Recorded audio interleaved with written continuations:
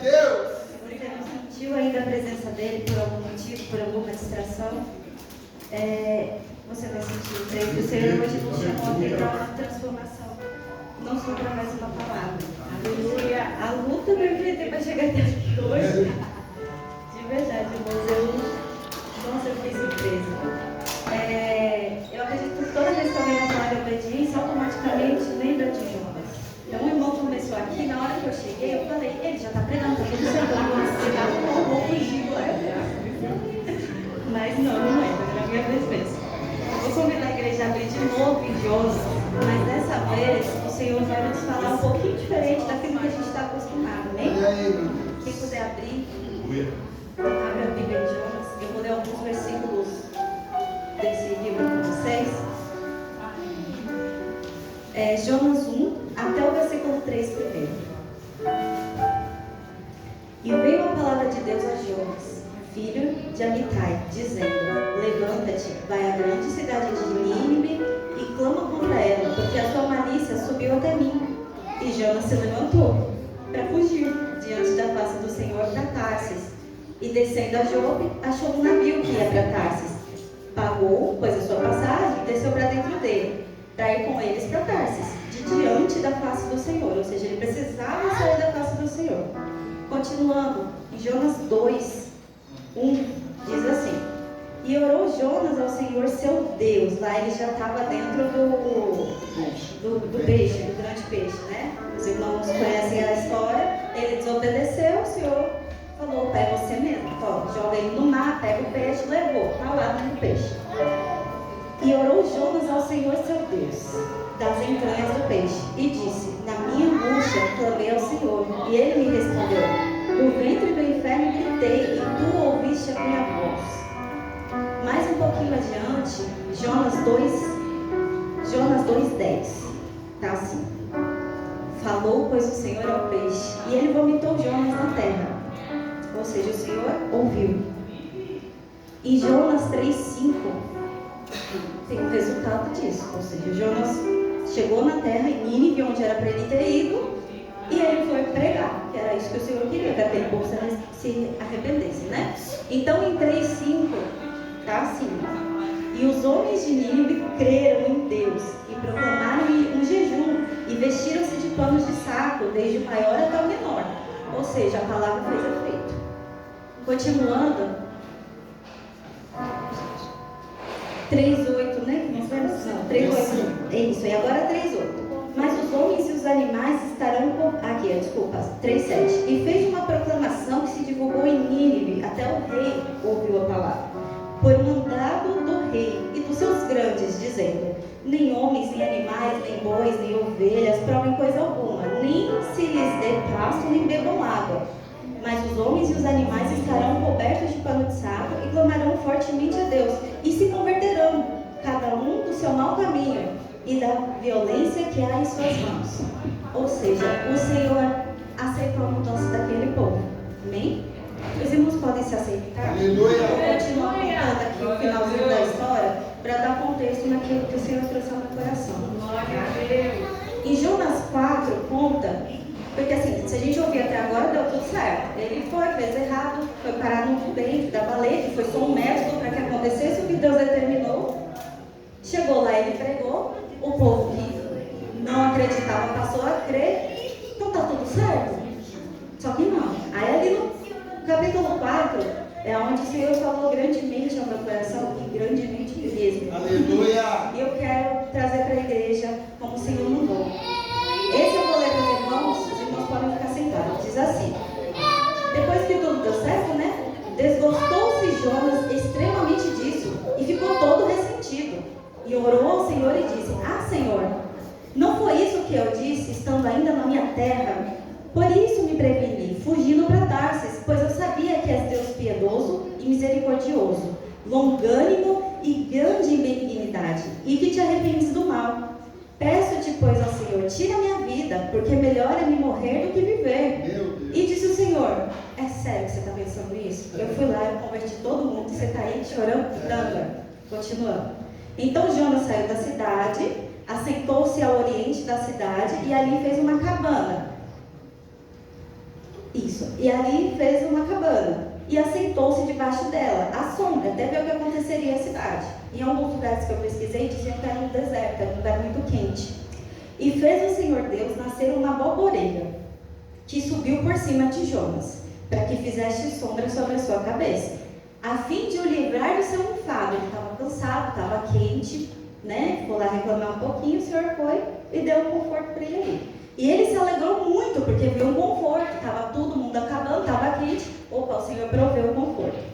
Mas Deus enviou um bicho no dia seguinte, ao subir da alva, que feriu a boboreira. Essa praga matou, secou essa boboreira, que dava uma folha enorme, que dava sombra. E aconteceu que aparecendo o sol, Deus mandou um vento calmoso, oriental, e o sol feriu a cabeça de Jonas, fritou de novo. E ele desmaiou e desejou com toda a sua alma morrer, dizendo: melhor ele morrer do que viver. Então Deus disse a Jonas: é sério que você está pensando isso? E acaso é razoável que assim te enfades por causa de uma boboreira? E ele disse: é justo que me enfade ao ponto de desejar a morte. E disse o Senhor: tiveste compaixão da boboreira, na qual não trabalhaste nem para fazer crescer, nem que em uma noite nasceu, e em uma noite pereceu, e não hei eu de ter compaixão da grande cidade de Nínive, em que estão mais de 120.000 homens, que não sabem discernir entre a sua mão direita e esquerda, e também muitos animais? Eu paro aqui a leitura, né, no versículo 4. Leiam com calma em casa, irmãos. A gente sempre foca na baleia, né, mas o Senhor essa noite vai trazer para a gente uma visão um pouquinho diferente sobre a vida de Jonas. Primeiro, com a autoridade que está no nome de Jesus, eu quero fazer algo que o Senhor me colocou no coração, para a gente pedir, para a gente determinar que todo impedimento nessa noite sobre a mente dos irmãos e toda distração que venha tirar o teu foco daquilo que o Senhor preparou para você, que caia por terra em nome de Jesus. Que aqui seja uma atmosfera em que o seu coração e que a sua mente esteja alinhada ao que o Senhor tem para você nessa noite. O Senhor não te trouxe aqui à toa. Ele não te trouxe. A irmã não deixou de lavar sua louça, arrumar a casa à toa. O Senhor te trouxe aqui porque hoje é um dia de decisão. Amém? Eu vou seguindo aqui, irmãos, no script, para eu não me perder, porque a gente fica nervoso e acaba se perdendo. Existe uma distância entre Jonas e a obediência, né? Geralmente a gente foca na obediência. E a primeira coisa que eu queria trazer para os irmãos aqui é o relacionamento que Jonas tem com Deus. Porque ninguém fala nisso, só fala que o homem desobedeceu, mas ele tem um relacionamento, né? Deus, ele não pediu para qualquer pessoa ir para Nínive, ele sabia com quem ele estava falando. E Jonas, se você reparar, assim que o Senhor fala, ele ouve. Ou seja, ele estava prontamente apto a ouvir a voz do Senhor. Ou seja, havia ali um relacionamento. Não era, o Senhor não jogou palavras ao vento, né? A hora que o Senhor, a palavra do Senhor que veio,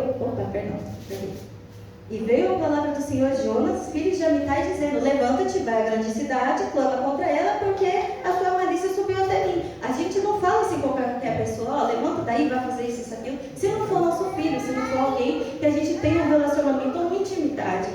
Então a primeira coisa que o Senhor falou ali no meu coração era que para isso tudo acontecesse, aí a baleia, aí a boboreira, aí uma nação, uma cidade inteira se convertendo, precisava de um relacionamento. Aqui diz que ele ouviu o que Deus pediu sem ruído, ele ouviu prontamente. Ele fugiu, mas ele ouviu. Quando o peixe grande engoliu ele, né, aquele peixe gigante, guardou ele ali, porque senão ele teria morrido no mar, ele orou ao Senhor, e o Senhor ouviu. Novamente, havia um relacionamento, né? Continuando aqui, quando ele pregou lá em Nínive, na segunda vez, né, que o Senhor mandou ele, que ele teve que obedecer, o Senhor agiu por meio dele. As pessoas acataram ao ponto de que se arrependeram, era um povo totalmente idólatra, um povo totalmente desconexo com a vontade de Deus. E era por isso que a gente vai falar um pouquinho mais, que Jonas detestava todo esse povo. Tinha um porquê dele ter desobedecido. Ele detestava esse povo. Mas foi tão lindo aquilo que Deus fez ali através da vida dele, que todo mundo que estava naquele lugar, todos, inclusive por decreto do rei, de um rei, todos tiveram que se curvar e se arrepender dos seus maus caminhos, senão a cidade ia perecer, né? Então, eu comecei a observar e falei, meu Deus, ele falou com Jonas, não sei, aqui não fala onde ele estava antes de que Deus mandasse ele para Nínive, mas o Senhor falou, ele ouviu. Ele depois desobedeceu, mas ele orou e o Senhor ouviu prontamente. Depois, o Senhor mandou ele para uma cidade a ponto de usá-lo. Eu falei, todos os lugares que Jonas estava, ele mantinha uma conversa com o Senhor. E aí o Senhor me perguntou, qual que é o seu nível de conexão comigo? Quando que você se conecta com o Senhor? Porque o Senhor falava fortemente ao meu coração de nós pararmos de ter Jesus só aqui dentro, né? Houve desobediência, houve tudo aquilo que a gente conhece, mas havia sim deixa eu falar com Deus. Depois vocês viram que Jonas aconteceu tudo, foi para a Alvoreira, e lá novamente ele chegou e falou, Senhor, é isso, eu estou descontente, eu não queria que o Senhor tivesse salvado aquele povo, tenho um ranço desse povo, não mereciam muito a voz, eu não acho que eles mereciam perdão, mas aí de novo, ele estava conversando com Deus. Aleluia. Não foi ninguém que foi, não foi um anjo que falou, Jonas, Deus falou. Deus falava com ele. Ele não é qualquer pessoa. Então, eu comecei a pensar, para quais lugares eu estou levando Jesus que não seja no banco da igreja, né? O quanto eu quero ouvir, o quanto eu estou ouvindo a voz do Senhor fora daqui. O quanto eu estou ouvindo a voz dele, de novo, obedecendo ou não, que a gente vai entrar no tema da obediência, no trabalho, fazendo compra, na lista de compra, no pagamento das contas. Aonde que Jesus está com você hoje? Se pergunta, onde eu estou levando? Será que na minha roda de conversa do serviço Jesus está lá? Será que eu estou falando com ele e eu estou ouvindo a voz dele? Irmãos, tem muita coisa que eu não diria se eu realmente estivesse levando Jesus para o trabalho. Tem muita coisa que eu estaria deixando de fazer no carrinho da Shopee se eu estivesse perguntando para o Senhor, Senhor, está de acordo? Senhor, eu quero ouvir sua voz. Tem muita coisa que eu estaria, eu falo por mim, mas eu tenho certeza que o Senhor está falando com todos nós aqui hoje. Tem muita coisa que eu deixaria de dizer, de pensar, se eu estivesse levando Jesus para casa.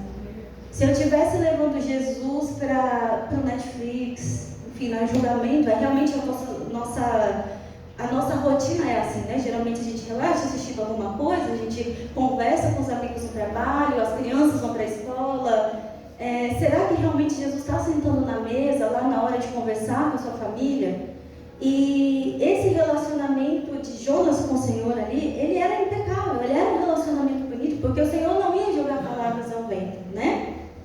E aí eu comecei a observar o que mesmo assim tendo esse relacionamento, essa integridade ali com Deus, o que passou na cabeça de Jonas quando ele ouviu essa ordem, né? Aqui é algo muito grande, aqui é algo assim, uau, vai lá, prega, faz, acontece, mas o Senhor tem nos dado ordenanças pequenininhas no nosso dia. Nós não precisamos que esteja escrito aqui na Bíblia, coisas óbvias do seu dia, do seu trabalho, do seu trato com o teu cliente ou com o teu patrão, para que você entenda, né, o que você deve fazer. Então, assim, o Senhor tem te dado ordenanças para que você viva no dia, até na forma de falar com as crianças, até na forma de falar em casa, ou com quem falar, em que assuntos entrar, que a gente não tem obedecido, né? A gente tem deixado de lado. Convenhamos que é bem cômodo não ter que ficar se policiando o tempo inteiro. Então eu comecei a pensar, Senhor, porque se o Senhor ordenou, por que ele não obedeceu de prontidão, se essa comunicação era tão fluida? E o Senhor trouxe a minha mente ali, né, e me revelou que havia uma coisa que estava governando Jonas, e isso a palavra mostra claramente, a emoção. As emoções, quando elas estão no governo da sua vida, quando você deixa o que você quer, o que você sente falar mais alto do que aquilo que você tem que fazer, se torna muito difícil que você obedeça, porque o teu cérebro automaticamente vai te pôr numa zona de conforto. Isso é fisiológico, você sempre vai querer estar no conforto, né? Você não vai se desafiar a se colocar num lugar cansativo, chato, para fazer algo que você não queira. E aí eu comecei a pensar, né? O Senhor começou a me mostrar sobre o que Jonas estava sentindo para que ele fugisse do direcionamento de Deus. Jonas detestava o povo, como eu falei para os irmãos. Aquele povo provavelmente ele passou a vida inteira falando mal daquele povo que não serve a Deus, aquele povo que rejeita as práticas dele. Provavelmente ele sentou com qualquer outra pessoa ali para falar daquele povo por muito tempo. E como ia ficar a cara dele agora, que ele ia ter que ir para lá pregar, falar, esse povo não merece, meu Deus. Como? Por que o Jonas não passaria o que a gente passa? Ele passou sim, ele era como a gente. Então as emoções dele estavam ali, latentes. Ele fugiu porque ele não achava justo que aquele povo tivesse o mesmo perdão que ele. Porque era um povo pagão. E ele tinha dentro dele essa sede de justiça, né? Eu sou autossuficiente e eu posso agir sozinho. Então eu vou fugir, o Senhor vai esquecer esse povo e vai ficar tudo bem. Então ele pegou o barquinho dele e foi para longe. Eu fui ver a distância a um lugar oposto, Nínive, de onde ele estava indo para Tarsis. Então, se eu mexer os meus pauzinhos aqui e for para outro lugar, logo o Senhor vai desistir, vai esquecer, vai botar outro, enfim, não vou precisar lidar com as consequências disso. Não vou ter que encarar aqueles meus amigos na rodinha que a gente falou que, poxa, maldito é aquele povo. Não vou ter que lidar com as coisas que eu falei, senti ou com que eu defendi a vida inteira. Porque você pode passar a vida inteira defendendo que o Corinthians é campeão e ter que pregar para um monte de palmeirense. Então, assim, você pode passar a sua vida inteira enfatizando, jamais faria isso, eu não. Olha aquela pessoa lá que está se prostituindo, está fazendo isso, está fazendo aquilo, olha, desistiu do casamento, olha isso, olha aquilo. E de repente o Senhor fala para você, você precisa falar. Amém. Né? Como é que fica? Como é que fica a sua reputação? Antes de subir aqui, muitas vezes eu falava, como é que eu vou subir lá? Porque vai acontecer isso. E o Senhor falou assim para mim, não é temor, algumas vezes não é temor, algumas vezes é o ego, porque eu não quero que você pense mal de mim. Eu não quero falar de uma forma que você não entenda, e você fala, por que eu fui lá na quarta-feira? Eu não quero desagradar ninguém. Só que o Senhor falou assim, se eu mando, eu garanto. Se ele mandou Jonas ir lá para pregar para aquele povo, não é porque Jonas era o alecrim dourado, é porque aquele povo precisava ser remido, ser transformado. Né? Então, se o Senhor está te dando ordenança para fazer algo, se o Senhor está te dizendo, muda de onde você está e vai para outro lugar com a sua família, o Senhor já garantiu o processo. Eu brinquei com a Ana hoje, eu lutei muito para não vir. A 1 hora antes do culto eu estava no pronto-socorro. Então eu falei assim, Ana estava igual o Jonas, fugindo, só que o Senhor me trouxe de baleia, então de Haiti, ainda A questão, irmãos, é que a gente está o tempo todo ignorando aquilo que o Senhor está falando. É para sair desse emprego? Mas e se eu não conseguir pagar a escola? E se eu não conseguir pagar o convênio? E se eu não conseguir pagar as contas? É para deixar a rodinha de amizade do trabalho? Mas é tão cômodo. Irmãos, eu falo por mim. Eu vivi muito em Jonas, porque onde eu trabalho, existe um povo mau de coração. Que não é por fofoca, é um povo que tem obras más. Eles frutificam frutos ruins. É visível aos olhos de todos. Então, eu me dava o direito de me assentar com as minhas colegas crentes, orar por aquele povo maldito e depois ficar, serviu a chefe, tomara que seja mandado embora, vamos orar para ser mandado embora. Ou seja, eu não queria, eu não aceitava que eles podiam no final do dia dobrar o joelho deles depois de ter feito tudo aquilo e serem perdoados. Porque o Deus do perdão, o Deus que transforma, Ele não está só na minha vida. Ele pode sim mover a vida de pessoas que você não quer ver perto. Que você não acha que aquele grande dia você vai se encontrar com essas pessoas. Que você não imagina que você vai sentar do lado dele na hora que o Senhor tiver partido o pão.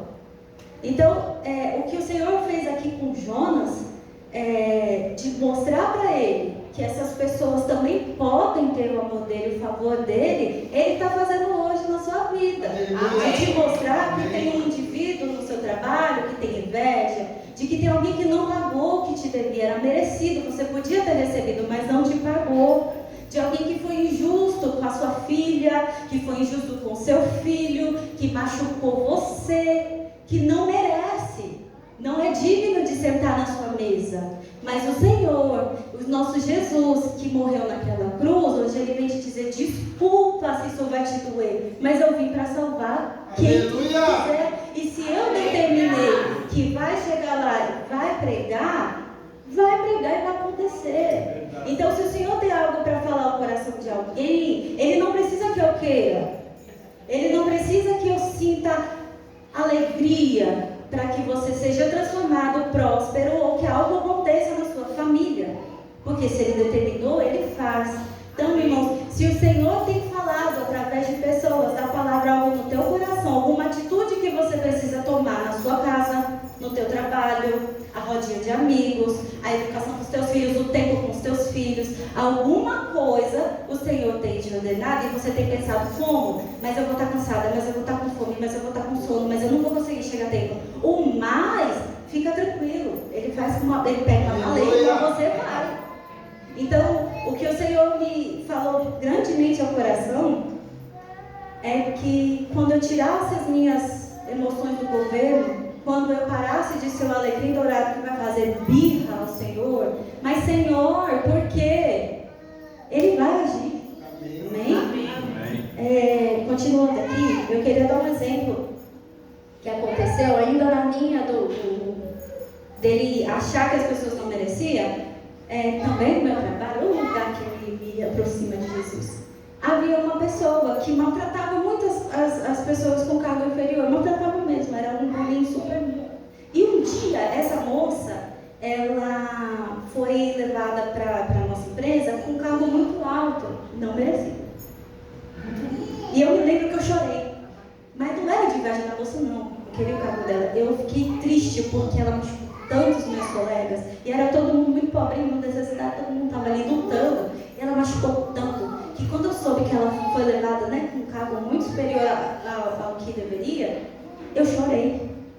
Então, assim, eu me lembro que depois essa moça se arrependeu, essa moça pediu perdão para todo mundo, foi algo que o Senhor realmente trabalhou na vida dela, não tem nada a ver comigo, mas eu me vi em Jonas. A gente olha às vezes e fala: nossa, como pode? Mas, irmãos, a gente é pior.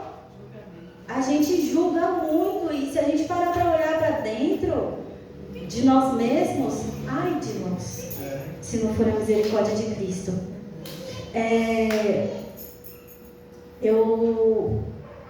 Sabe ali?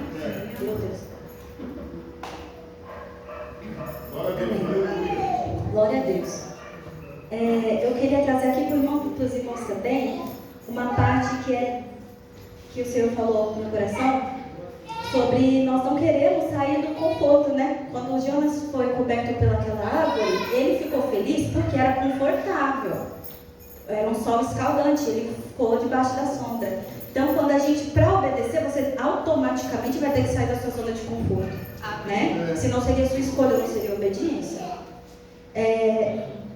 Tirar as suas emoções do governo te tira do conforto, te tira a dopamina rápida, rolar a tela de celular é viciante, é gostoso sim, né? Vai ter que te tirar a preguicinha boa de acordar mais tarde e chegar atrasado. Vai tirar de você o açúcar, vai tirar de você as amizades que você está acostumado. Ser transformados e obedecer aquilo que é óbvio exige renúncia. E vai ser chato, não vai ser gostoso. Eu não queria estar aqui. Eu fiquei brava. Eu falei: Senhor, eu não quero. Não é meu lugar, eu não vou dar. E aí o Senhor falou: não é querer. Eu te pus lá, então você vai ter que ir. Amém. E eu tenho certeza que é para frutificar, né? Então, irmãos, que zona de conforto que você está hoje que você não quer sair? Se para melhorar o teu casamento você tem que sair de uma zona de conforto, tem que agir um pouquinho mais, se esforçar um pouquinho mais, melhorar um pouquinho mais o tempero, tirar sal, põe sal, tirar a cominho, põe a cominho. Não sei o que você tem que fazer, qual que é a sua zona de conforto? Né? Então o Senhor nos convida primeiramente a gente pensar sobre a nossa conexão com Ele, se você tem levado Ele para todos os lugares, e se você tem levado, o que é que está te deixando no conforto, que te impede de obedecer ao que Ele quer, né? E aí eu vou trazer aqui, vou ser bem rápida, viu, pastor? Difícil. Eu vou trazer para os irmãos uma notícia que ela não é muito boa, né? Porque, novamente, eu pensei: opa, Jonas teve comunhão com Deus, ele se negou aí por causa das emoções deles, mas pensa, eu também sinto coisas que me impedem de agir como eu deveria agir. E aí a gente vem para uma parte que é inegociável, que é a ciência. E a ciência diz que a gente é capaz de controlar os impulsos e temos pensamentos lógicos quando uma área do seu cérebro chamada córtex pré-frontal amadurece. E aí, uma notícia para os irmãos é que ela fica pronta por volta dos 25 anos, e a maioria aqui já passou dos 25. Então, assim, você ainda não? Só você pode ficar. Então, irmãos, se o Senhor te fez com uma área da sua cabeça aí dentro, e Ele está te dizendo assim, olha, pela ciência, se você for no neuro, pode ser ateu, Ele vai te falar isso. Você já é capaz de tomar decisões racionais. Aleluia. Você não é mais movido por impulso. Antes disso, as nossas crianças ainda são movidas por impulso, que é dopamina rápida, que é não querer ficar no tédio, que é buscar esse conforto em coisas rápidas. Eles não são maduros para tomar decisões. Mas quando você está diante do pecado, quando você está diante do seu hábito ruim, quando você está diante de algo que é desconfortável, quando você tem que falar para alguém que você não quer, ou agir de forma diferente, você é capaz. Não tem desculpa. Exceto, irmãos, exceto e muito exceto, em casos de pessoas com depressão, com pessoas com outros problemas que ainda assim estão amparadas pela medicina. Mas dentro do que é normal, o Senhor nos capacita a tomar decisões. Então, se você hoje decidir ainda não obedecer, desculpa, é decisão tua. Não vai ter ninguém que você possa culpar. Né? Então, nossa, eu não fiz isso. Opa, hoje era aniversário de fulano, eu não dei parabéns. Você não quis, você não fez. Está na hora de nós assumirmos a nossa responsabilidade dentro da nossa vida. Está na hora da gente começar a olhar para o tamanho da dívida e assumir a responsabilidade. Para a gente olhar para como está a nossa casa e ver que está caindo água dentro de casa e você não parou para arrumar. Está na hora da gente começar a olhar essas goteiras, o que está acontecendo, o que está errado e está ruim, e começar a tomar atitude. Porque eu estou cansado. Sim, nós estamos cansados. Porque isso, porque tem muitos, porque Jonas tinha um bocado, aquele povo não merecia. Ele tinha os motivos dele, mas ele teve que fazer. E o Senhor nos fala para agirmos como adultos. Já passou o tempo da gente ficar escorando no irmão, escorando na sobrinha, na prima, na tia, na avó, na sogra. Eu continuo falando que minha sogra é ruim. Eu continuo falando que fulano é ruim. Fulano sendo ruim ou não. Está na hora de você assumir a sua responsabilidade. Eu não lavo a comida que me maltrata, que me faz mal, porque sempre trazem bolo para mim. Está na hora, irmão, da gente tomar atitude sobre as nossas vidas. Porque naquele grande dia que o Senhor nos julgar, Ele não vai julgar o porquê que você deixou de fazer. Ele vai falar, eu te dei capacidade física e espiritual, porque aqui nós temos alimento. Eu te dei uma Bíblia nas suas mãos que ainda que você não quiser receber de alguém, ainda assim você tem livre-arbítrio para buscar. Eu te dei internet para você abrir a sua página do YouTube e buscar conhecimento. E eu te dei o Espírito Santo, que ainda que você tenha dúvida disso tudo, Ele ainda te põe no caminho certo. Amém. Qual é a nossa desculpa para mudar o que precisa ser mudado? Para obedecer. Porque se obedecer, se você tem que mudar algo que precisa ser mudado, direcionado pelo Senhor, é obediência. E se você não faz, você está desobedecendo. O que temos de diferente de Jonas? Nada. Então, para encerrar, eu me vi muito semelhante a Jonas ali, muito mesmo, muito. E eu falei, mas e aí, Senhor? Porque o Senhor foi lá, fez o que tinha que fazer, o Senhor vai continuar fazendo, independente de eu querer ou não. E as minhas emoções estão ali, né? Graças a Deus a gente tem psicólogo, tem, como eu disse, muitos métodos de arrumar aqui dentro, cada um, por si. E agora, Senhor? E o Senhor me respondeu, ainda assim, se ainda assim você tomou a atitude errada, se ainda assim você vai acordar amanhã e fazer a mesma coisa que você fez hoje, do mesmo jeito, se negando a melhorar, ainda assim, Ele é misericordioso. Ele perdoa, Ele nos permite ir ali e viver uma segunda vez. Porque depois que Ele tratou Jonas ali, passou pelo processo e Jonas foi permissão do Senhor. O Senhor não ficou, olha, mas você... Não. Jonas se arrependeu e o Senhor deu para ele uma segunda chance. Então hoje eu recebo essa palavra que me rasgou por dentro, glorifica o Senhor por isso, como uma segunda chance de ir a Nínive. A levar o que o Senhor quiser, aonde Ele quiser, ou mudar a Nínive, talvez dentro da minha casa. Né? Talvez estejam acontecendo coisas, ou esteja permitindo goteiras, e que o Senhor está me dando essa chance hoje, Ele está nos dando. Ele também é Pai, para mover um oceano por sua vida, para mudar um trajeto de um peixe, para brotar uma árvore do nada, mas também para fazer morrer se precisar, para ensinar que há um propósito na sua vida e na minha. Se for para te ensinar, como Ele quis ensinar Jonas, ao valor de uma alma, Ele vai mover o que precisar, porque acima de tudo Ele é amor, né? Então eu quero agradecer a minha oportunidade e hoje eu subo aqui com muito temor, porque o Senhor, Ele está nesse lugar. Amém. Você entendeu, eu sei que a igreja entendeu, porque o Senhor, Ele me mostra isso, que a igreja entendeu que você não se dá mais por inocente e continua tendo as mesmas atitudes, falando da mesma forma, agindo da mesma forma, se comportando no seu lar, onde quer que você pise, da mesma forma, nas mesmas rodas e do mesmo jeito. Se você não quiser crer na palavra, nem o neurologista vai te salvar dessa. Então, que vocês possam crer que a gente não tem nada de diferente de Jonas, mas que o nosso Deus também, da mesma forma que perdoou ele, pode perdoar a gente nessa noite. E queria pedir, pastor, para que a gente pudesse fazer uma oração entregando ao Senhor esses pontos. Todo mundo tem aí dentro alguma coisinha, irmão. Até o homem que é desligado, os homens que me perdoem, até os homens que são meio desligados, sabem que tem alguma coisa para melhorar. Sabem que tem. Aí vocês negam, mas vocês sabem que tem. E nós que somos mais emotivas, ali estamos o tempo todo se culpando, ali a gente consegue se chegar mais rápido ao Senhor, mais do que os homens. Mas que nessa oração você possa falar, nessa quarta-feira, o que está governando a sua vida. E leva Jesus para onde quer que você for, porque aí fica mais fácil.